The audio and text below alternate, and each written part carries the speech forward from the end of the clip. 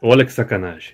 Fiquei um tempão marcando aqui com fita crepe exatamente o enquadramento. O animal deu um chutão aqui no banco e moveu tudo de lugar. Aí é foda, cara. No último vídeo mostrando a produção do quadrinho, eu compartilhei o meu processo de criação da história e os elementos que pretendo trabalhar nela. Nesse vídeo mostrarei a criação do storyboard e os elementos listados entrando em cena, servindo de construção. Também falarei de algumas técnicas de quadrinização à medida que vou mostrando o storyboard. A listagem dos elementos que pretendo colocar na história eu já fiz no final do vídeo anterior, mas só vou recapitular alguns pontos dele, caso você ainda não tenha visto o outro vídeo.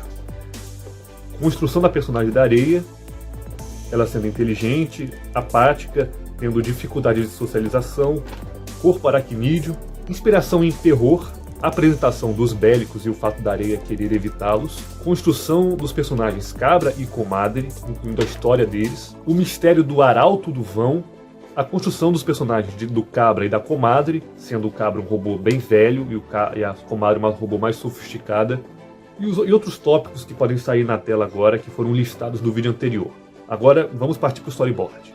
Com o roteiro em mãos, primeiramente eu passei de texto para imagens, fazendo um rascunho meio tosco das páginas, pequenininho mesmo, rapidamente, só para fazer a primeira transcrição de texto para imagem.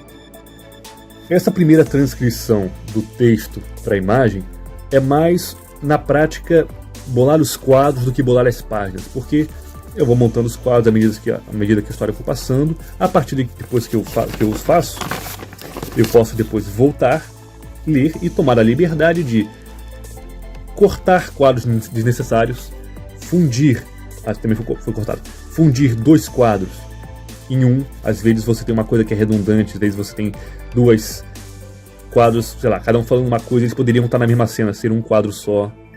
Esse tipo de coisa é interessante porque vai menos quadros para desenhar, ainda mais em uma história longa, porque isso aqui come tempo, então é importante você saber ser prático. É tipo assim, também não precisa tentar fazer a coisa minúscula, a menor coisa do mundo. Você precisa também de espaço para desenvolver suas ideias, mas o quanto mais você puder ser prático, melhor.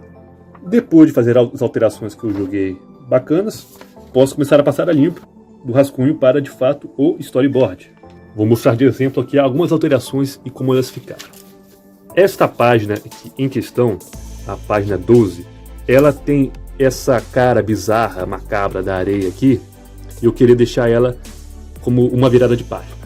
Virada de página é um recurso que eu vou explicar o que são viradas de página e por que elas são interessantes. Quando você está lendo, mas que seus olhos estejam focados em uma parte, você tem a visão das duas páginas o tempo inteiro, porque é uma folha aberta.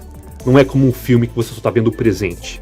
No quadrinho você pode ver tanto o futuro, quanto o presente, quanto o passado, porque é uma página enorme escancarada. Então, é inteligente você esconder algumas coisas atrás das páginas. Você pode utilizar esse recurso para esconder uma surpresa. Por exemplo, nessa parte aqui do The Walking Dead. O último quadro é a personagem voltando para o trailer. Você vira a página e você tem o susto ou a surpresa do zumbi pegando ela e matando ela. Mas a questão é a seguinte: se este quadro estivesse, por exemplo, no lado de cada página anterior, foda-se a conversa toda, você já sabe que a personagem vai morrer porque está aqui, você consegue ver. Botando no outro lado da página, você esconde a surpresa, fugindo daquele elemento que eu falei de você pode ver o futuro e o passado ao mesmo tempo. Você esconde a surpresa atrás da virada de página. Outra função que não é só para esconder uma surpresa, mas também pode tornar a leitura mais gostosa, é você utilizar da curiosidade. Há uma coisa especial em você querer virar uma página para ler mais. Então, se você está em uma cena e tem um momento de curiosidade, é bacana também você deixar no final, porque isso vai instigar você virar a página. Por exemplo, os personagens estão na floresta conversando, quando de repente parece um barulho. Ou o personagem vai... Você não sabe o que é. Você tem a curiosidade. O que eles encontraram? O que está fazendo esse barulho? Aí você tem a curiosidade, você vira a página e você vê ali um zumbi comendo um cervo. Outro exemplo é quando os personagens estão roubando armas no centro da cidade, entupidos de zumbis, eles estão cobertos com restos de zumbis para terem o cheiro deles e ficarem, entre aspas, invisíveis. Eles não estão sendo atacados porque eles estão com o cheiro dos caras. Aí eles estão começando a fugir e começa a chover. E você sabe, vai lavar eles. E é o último quadro, começa a chover. É uma curiosidade. Caralho, e agora? Vai começar a chover, vai dar merda, entendeu? Aí você vira a página pra querer continuar lendo. E de fato é o que acontece. Os zumbis começam a perceber que eles são os seres humanos. Brincar com a curiosidade também é uma boa maneira de lidar com a virada de página. Outro exemplo bom é uma cena muito chocante que os personagens estão de boas e de repente o guri leva um tiro. É muito chocante essa cena e ela vem logo no primeiro quadro. Você não tem tempo de respirar. Calma, pá! Super tenso. A cena em questão é a seguinte. Areia acabou de encontrar com Cabra e Comadre na estrada e estão conversando e Areia pergunta sobre os bélicos. Na parte do texto, Areia para a Vaca dramaticamente, temos um foco estranho e medonho em seu rosto. Aí ela pergunta, tem havido muitos bélicos pela cidade, Comadre? E vento. Aqui, ó. Vento.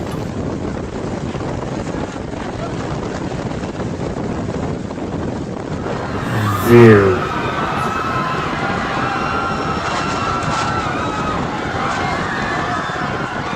Quando eu passei para imagem, ficou da seguinte forma. Eles tinham passado por um pedaço esburacado da estrada, Comadre pergunta, fala lá no negócio, a vaca para dramaticamente e ela olha de um jeito macabro e tem ela bizarrona em cima da vaca e pá.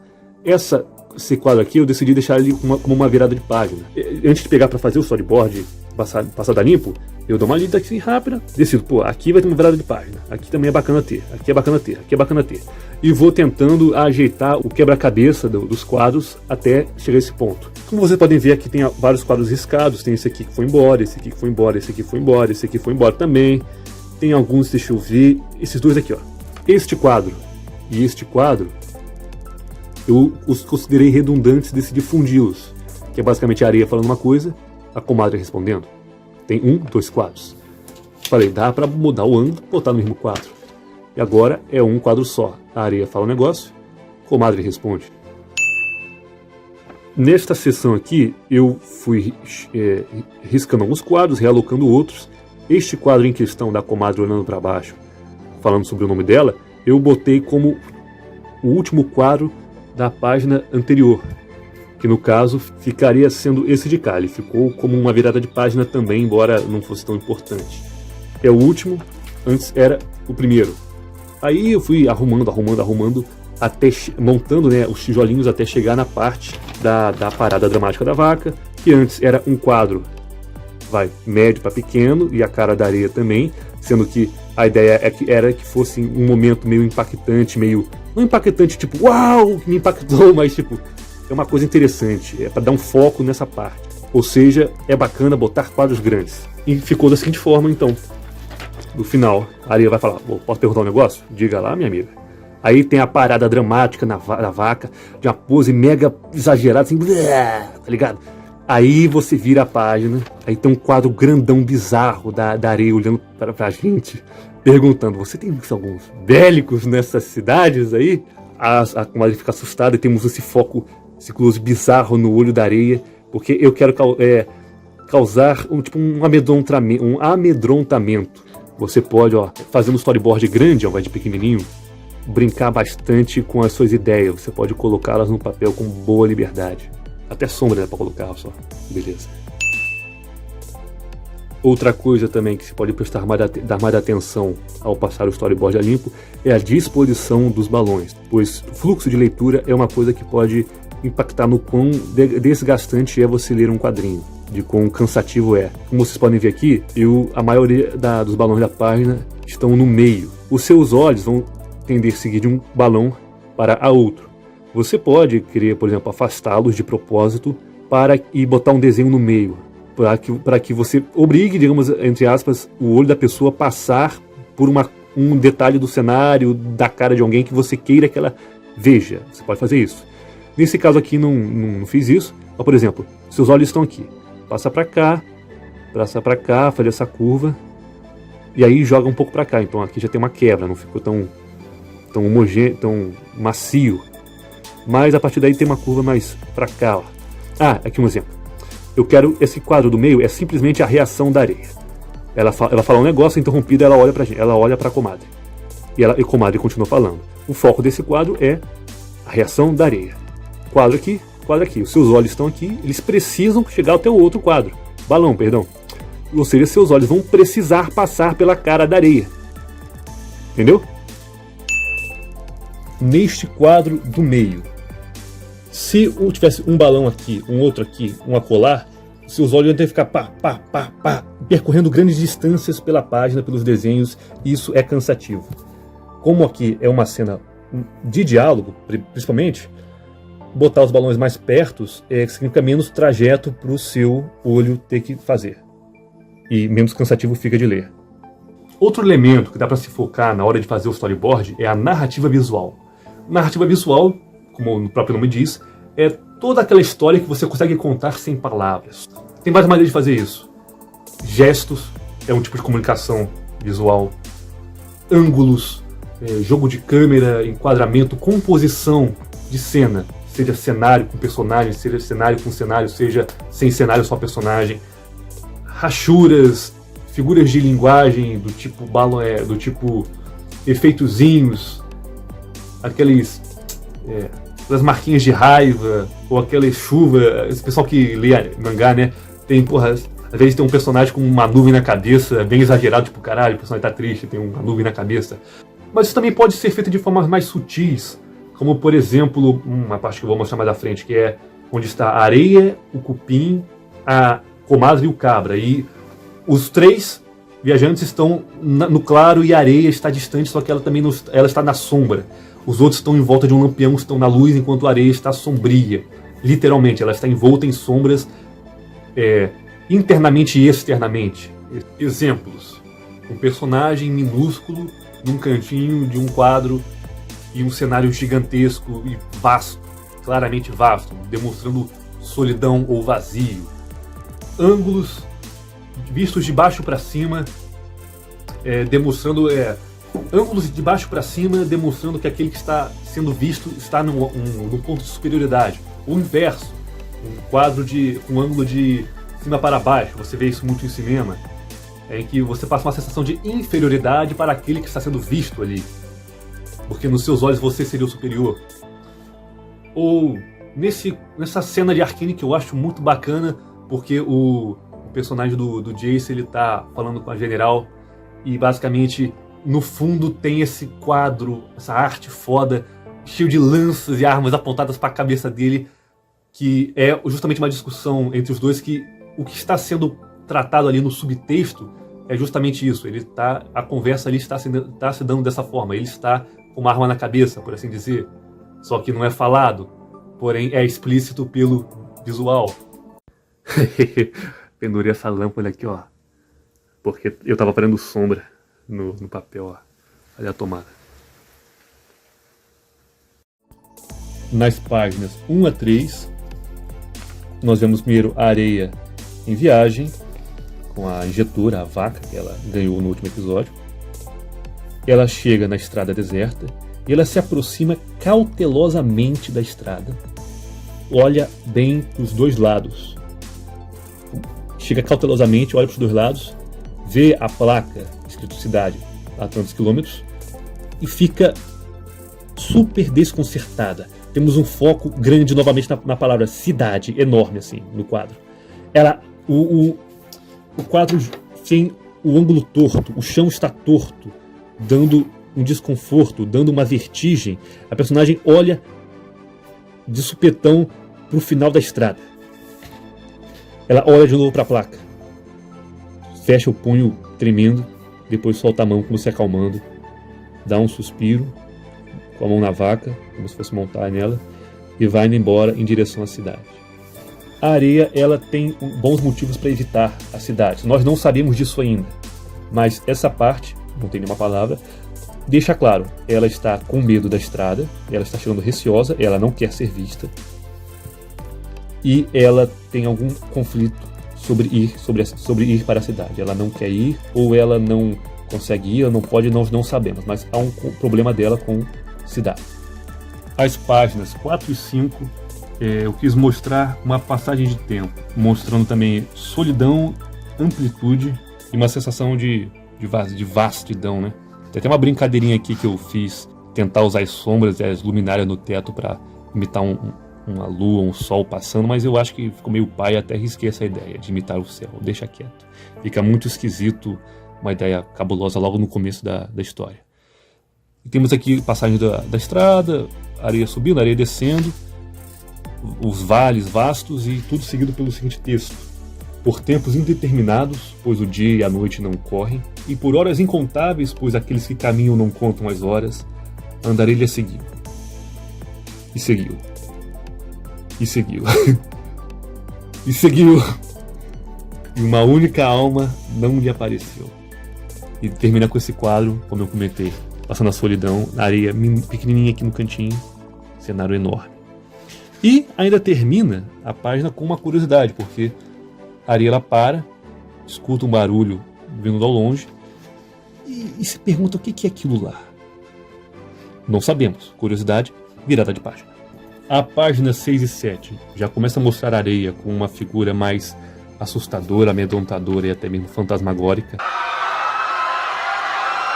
E pela maneira que eu vou desenhar essa zorra aqui, ela chegando meio assustadora para os errantes, meio como fantasma mesmo, parte na sombra, parte no claro, o vento, o cabelo balançando, uma estética meio de terror. E também já começa a mostrar a apatia dela, que é dela falando sem sequer olhar para o rosto dos outros personagens, e ela falando de forma meio direta. Eu vou botar uma cenazinha com um trecho, com o texto, né, sendo falado. Que canseira. Veja lá, comadre. Um cavaleiro se aproxima. Ou cavaleira, mais correto dizer. Em que posso ajudar? Ou, quem sabe, desfrutar de sua conversa em uma estrada tão deserta? Informações. Mas é claro, aos andarilhos distantes e também aos retirantes, sempre há coisas a que lhe contar. Onde essa estrada leva? Vi uma placa dizendo cidade, mas nenhum carro ou alma viva havia que cruzar. É uma estrada antiga, companheira. Não muito mais utilizada por aqueles que têm pressa. Para esses, há agora a autoestrada. Para seus novos automóveis e agora sua alta pressa. E de onde essa estrada vem? Comadre.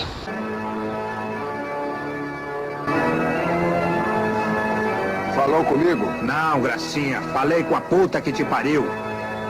Ainda bem. Até um outro dia.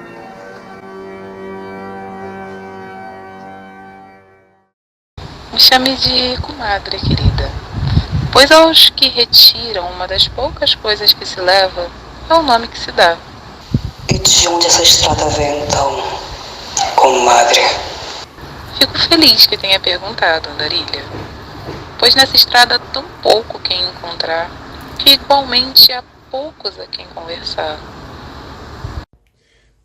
A página 8 e 9, que vocês também viram passar, como vocês podem ver, também mostra a falta de habilidade social da areia, dela interrompendo, tipo, falando literalmente não ligo porque você está falando, e não percebendo que a outra que a comadre deu um gancho para ela falar o próprio nome.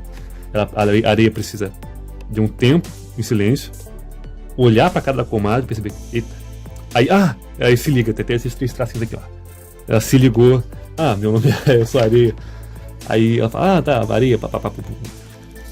Tem mais um momento de silêncio e ela pede desculpa por ter ofendido, inclusive olhando pro lado. Sabe quando o cachorro tá mal com você e olha pro lado? Tipo, não consegue te encarar? É tipo isso, a areia tá pedindo desculpas, porém ela não consegue olhar para a direção de quem ela está pedindo desculpas. Essa parte também que já começa a construir a comadre com uma pessoa muito simpática, até pelo jeito que ela desculpa, que ela vai falando, que ela perdoa a areia, que ela vai falando.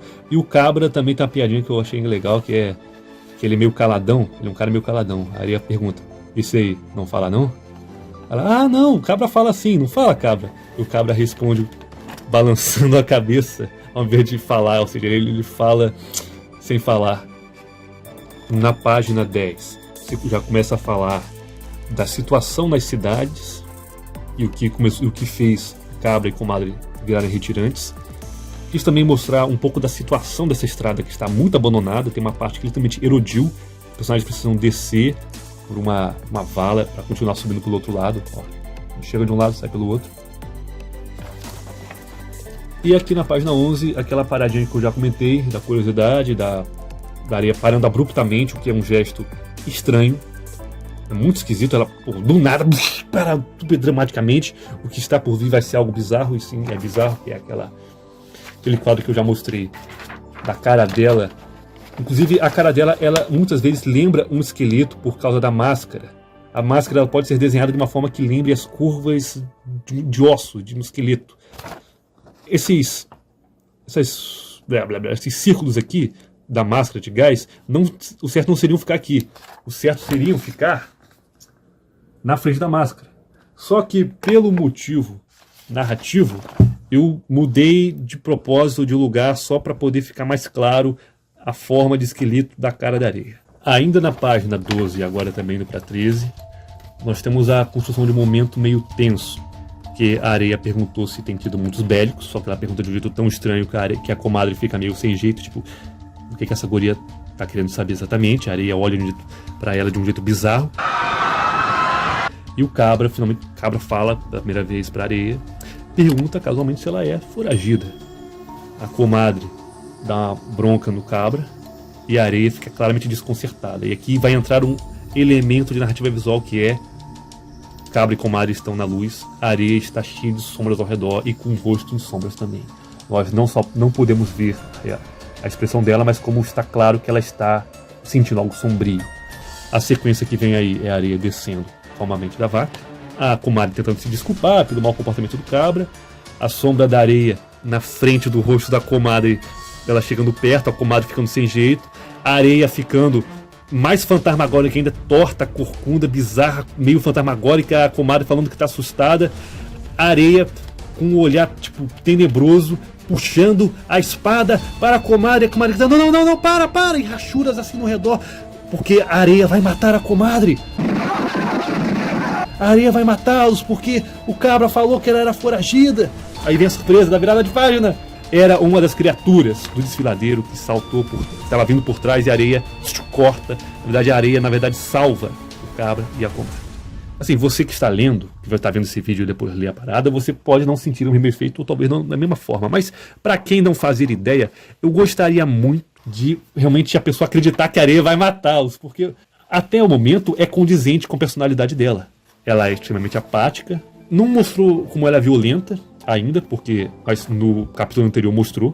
Por enquanto está condizente. Eu gostaria muito de que alguém acreditasse de fato até esse momento que a areia vai matar eles. Não vou me demorar agora, vou passar rapidamente por só alguns pontos que eu acho legais de comentar. Por exemplo, na página 15, o estilo do desenho rapidamente muda para lápis nesse quadro. Nesse quadro, quando a areia fica tomada de uma ira medonha. Na página seguinte, a página 16, tem esse painel aqui da areia examinando a carcaça da criatura. E nós temos vários closes das peças, tipo as entranhas, as juntas, os fios, a carcaça, tudo mais, conforme elas vão falando. Eu acho muito divertido desenhar esses tipos de painéis aqui, então eu vou me divertir bastante desenhando essa página. Na página 17, nós já temos o cabra reclamando do esforço, porque ele está velho, ele está cansado. E a comadre carinhosamente pede para ele não se esforçar tanto. E nós temos outro ponto que reforça a apatia da areia, que é a comadre comentando pro cabra: não se preocupe, nós vamos descansar em breve, cabra. Olhando para a areia, na vaca, e temos um quadro mostrando a vaca, claramente aqueles pontilhados que você vê em mangá, tipo, que demonstra alegria, mas aqui tá mais tipo iluminação, eu diria. Tipo, a vaca está iluminada, está tudo brilhante. A vaca é a solução. Podemos carregar as coisas na vaca, mas estamos carregando no lombo. E o quadro seguinte é a areia olhando para frente sem ligar, sem nem olhar para a comadre. Ou seja, a areia podia muito bem oferecer a cabra como animal de carga para levar a carga pesada dos outros personagens, mas ela nem passa pela cabeça dela isso. No final da página tem mais uma virada de curiosidade. Ela fala que, e ali? A gente não queria descansar, né? Olha só. Aí tem a curiosidade, você vira a página, eles chegam na vila destruída, onde vão encontrar agora o cupim. Pausa para almoçar.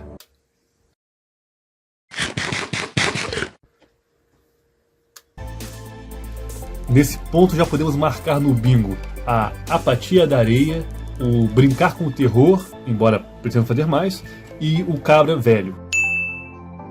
Por hoje é isso. Falei de alguns dos elementos da construção do storyboard, onde eles foram utilizados, e no próximo vídeo falarei sobre o ritmo da narrativa e também construção de personagens. Obrigado por assistir até aqui, até mais. Até um outro dia.